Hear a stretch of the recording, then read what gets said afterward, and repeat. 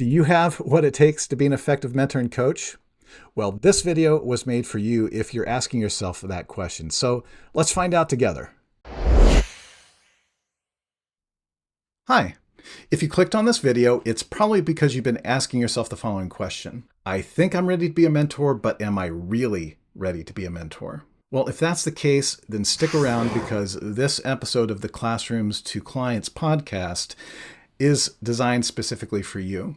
My name's Matthew Romoser, and my students just call me Doc Romo, and I invite you to do the same. And I have over 25 years of experience helping students at all points of their careers, from undergraduate, graduate to professionals, develop their skills, apply those skills, and really helping them grow as professionals.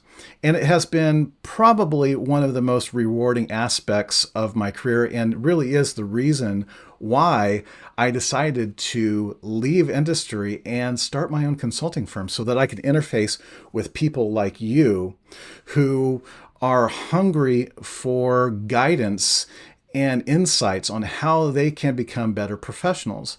In other words, you might be seeking a mentor. In this episode of the podcast, we're going to be talking about what it takes to be a mentor and a coach. When trying to understand the difference between coaching and mentoring, it's best to think of it in terms of an analogy. So you can think of coaching as a magnifying lens. When we coach, we are often focused on specific tasks or specific skills that we are trying to teach our mentee. And those come up very situationally and often involve muscle memory or procedural knowledge that we're trying to give to our mentee that's very, very situation specific.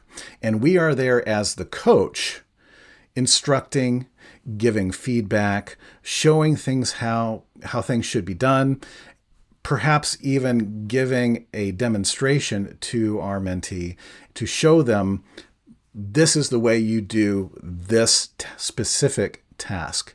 And that magnifying lens allows us to kind of dig deep into something extremely specific. And these come up very situationally. And good mentors do a lot of coaching in a lot of different situations. On the other hand, mentoring, we can think of mentoring as a mirror.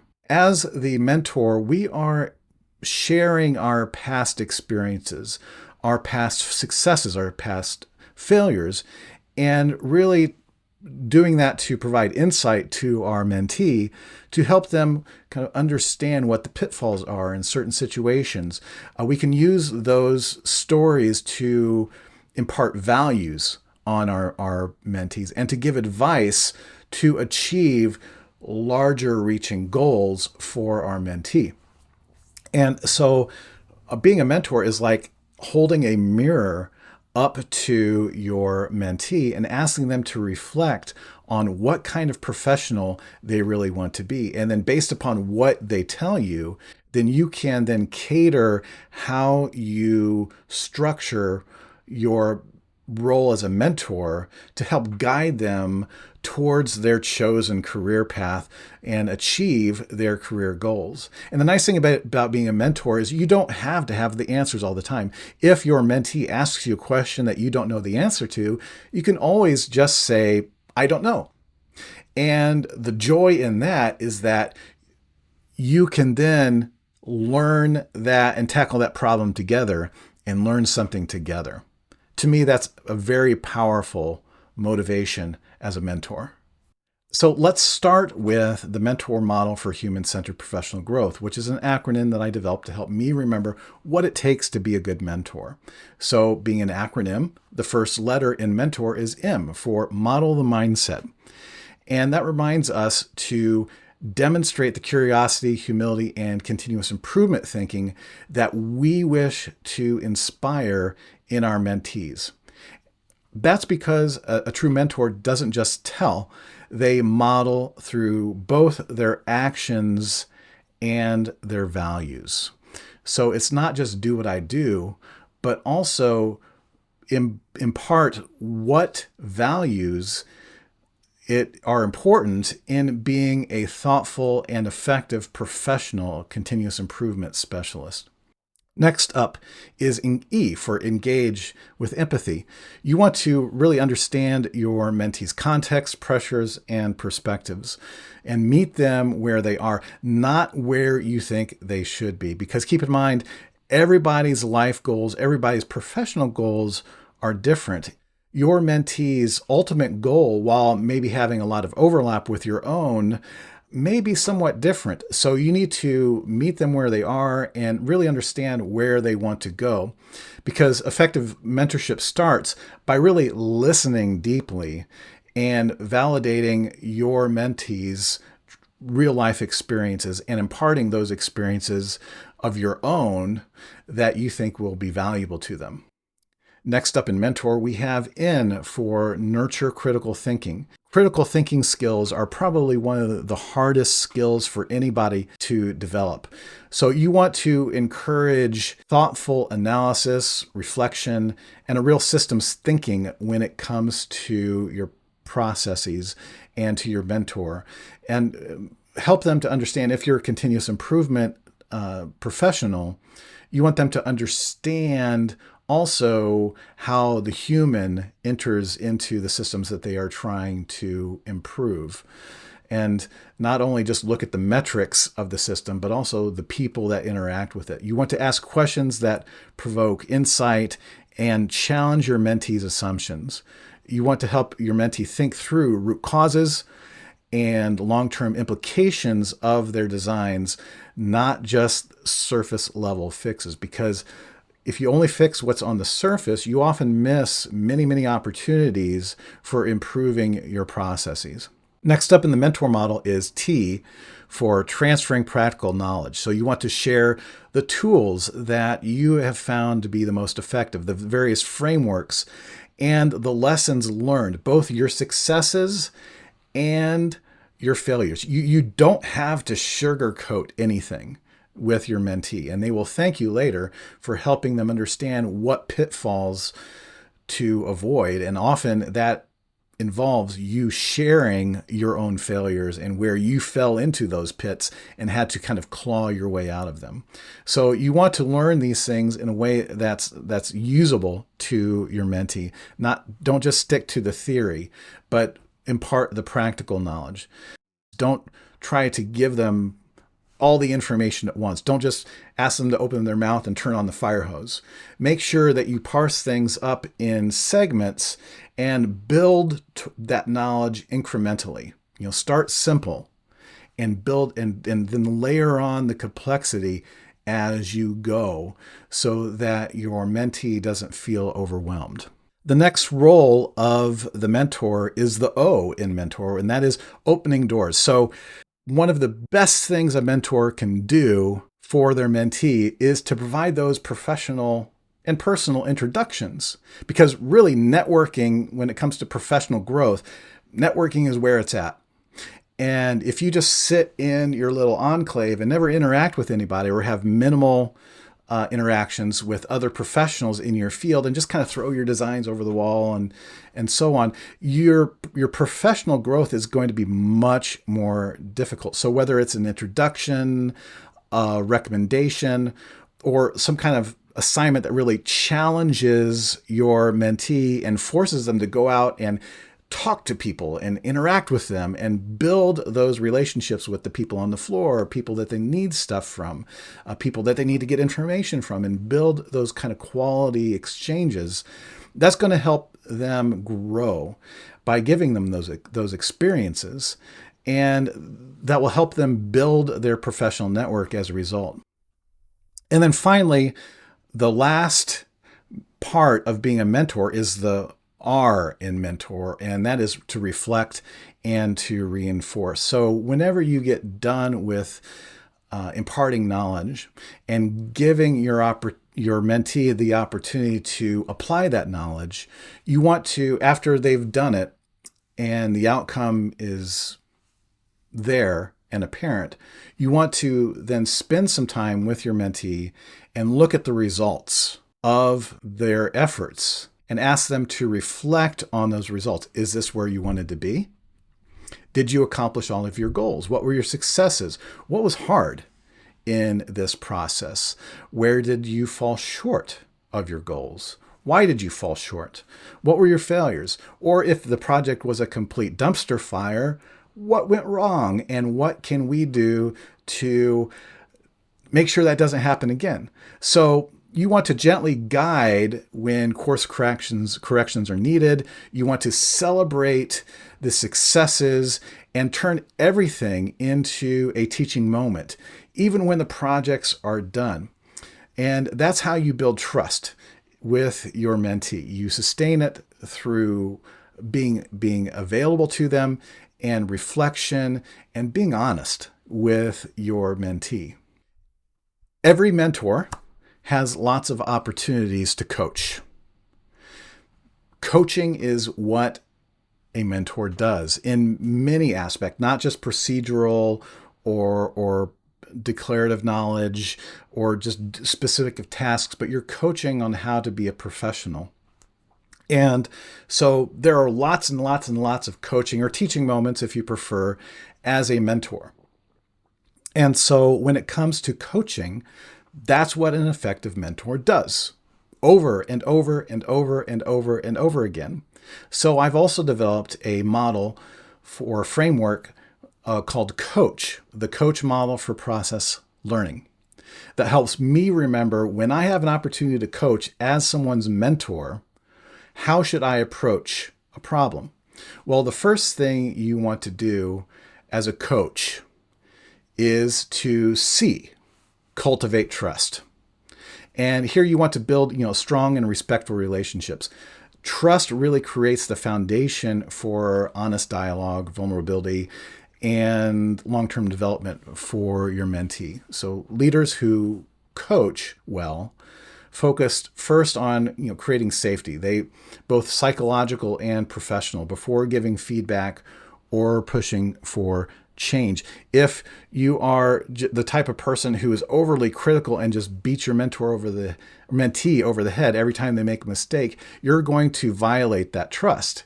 If you give them bad advice or try to teach them skills that really aren't effective, or just really kind of give them only surface layer advice and are dismissive, you're not building that trust relationship that a good mentor needs to be an effective guide for the professional that they are trying to grow.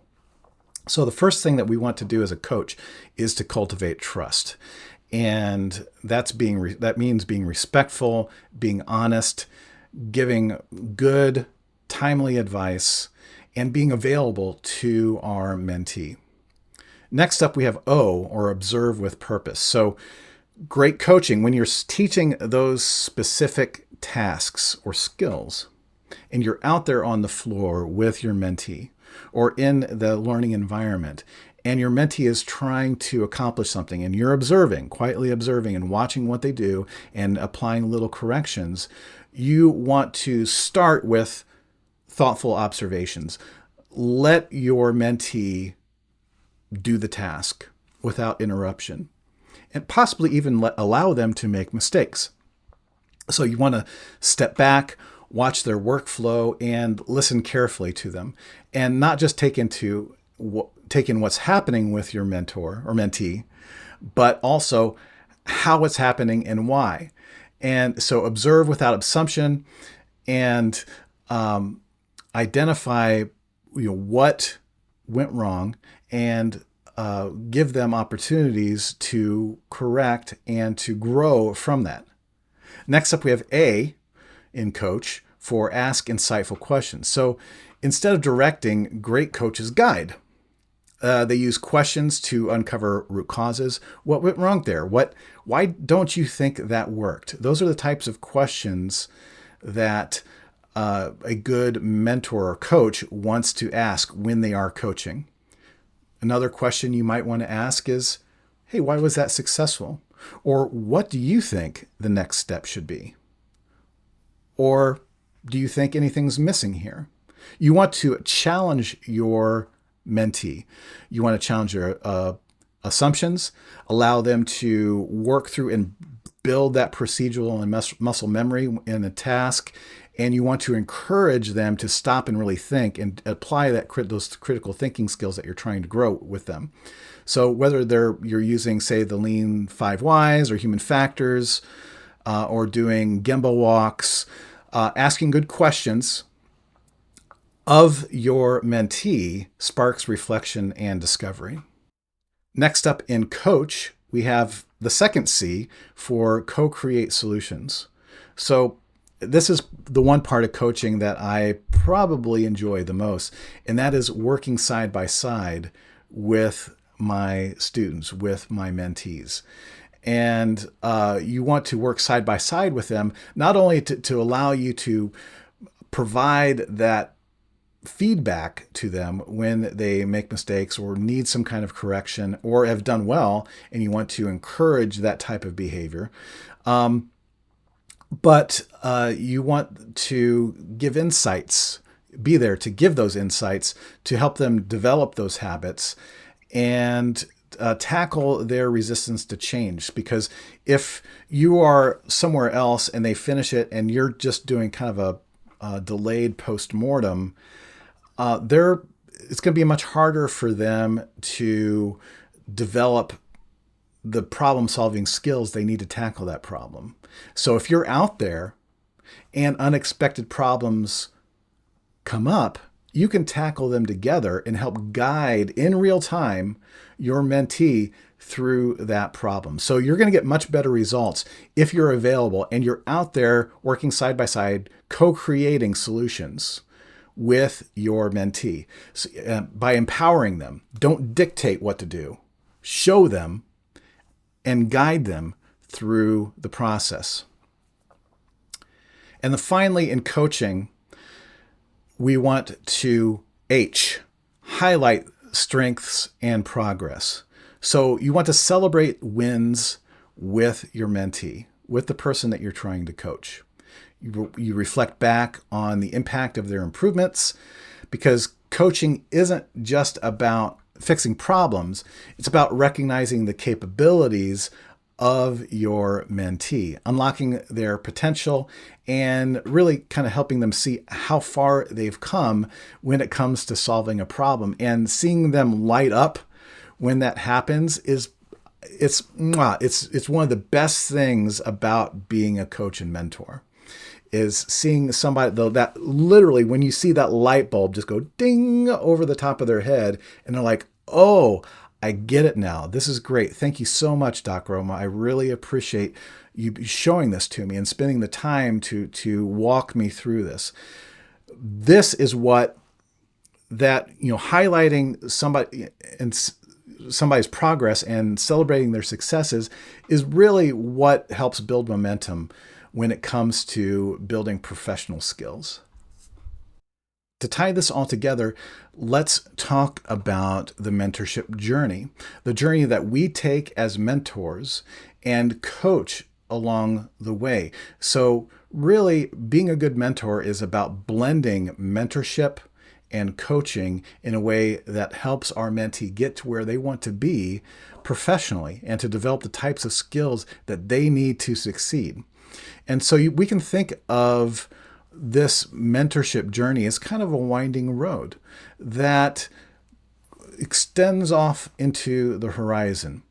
And along the way, we have various stops. The first being the coaching starting cabin, and really starting by trying to develop those very specific task-based and procedural skills that we need to impart on our mentee so that they can accomplish their job and to accomplish those goals that they have.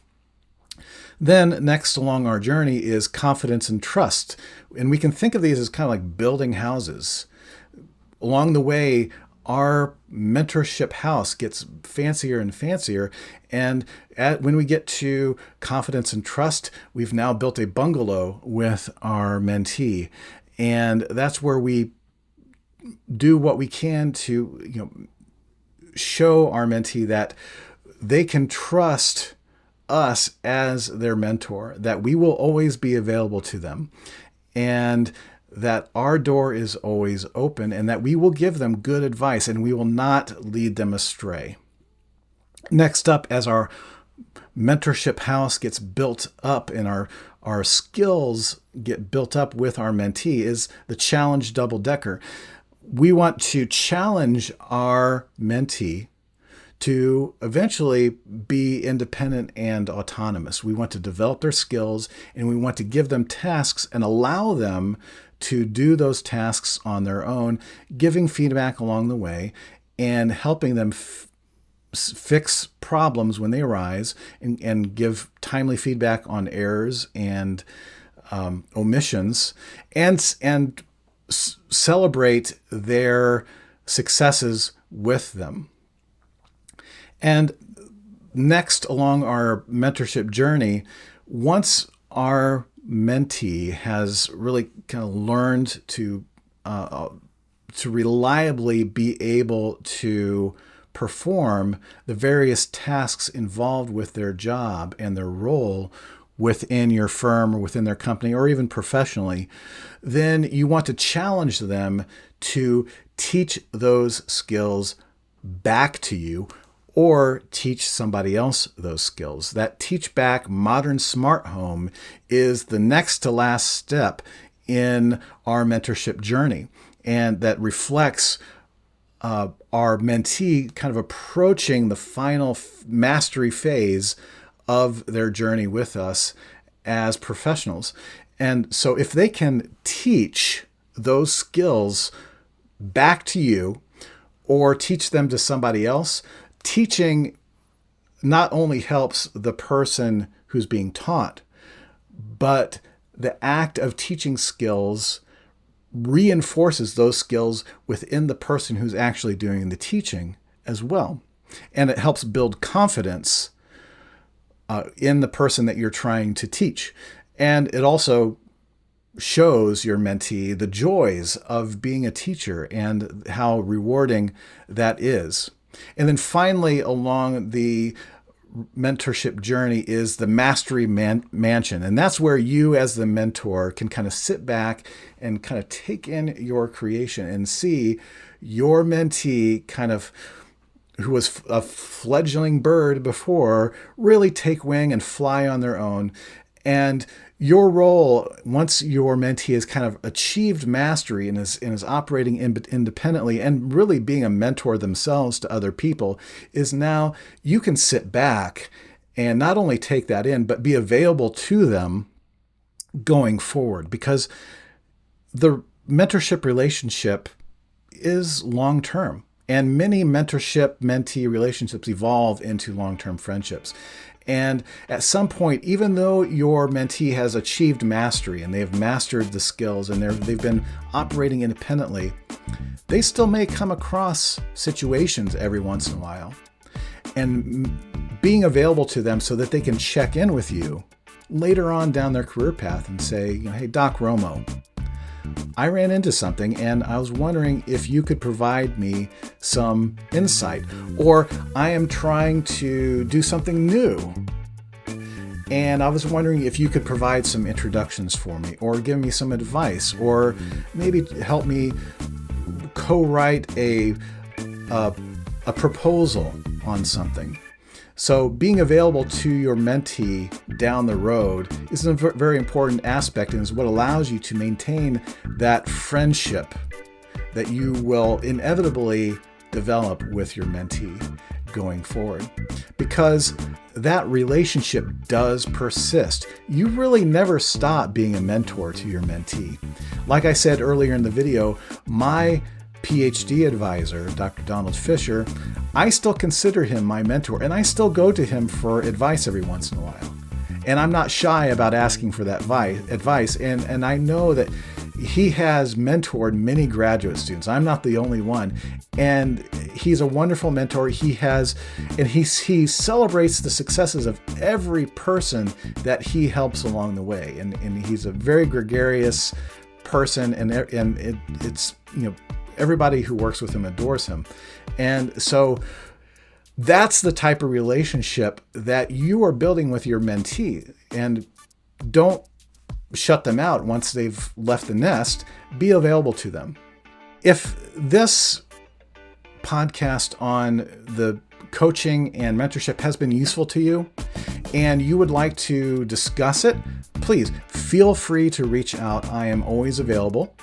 If you need that kind of mentorship nudge or would like to talk and just share ideas about what it takes to be a mentor, my LinkedIn account is linked right in the bottom in the description of this video, as well as the various models. I've created a PDF of the various models. Please feel free to download it and implement these frameworks that I've put together in your own mentorship. And so thank you very much for tuning in. Please give this video a like and subscribe, because that really helps this channel grow if you find this content useful. And please feel free to reach out on LinkedIn. And until next time, take care, and I hope to talk to you later.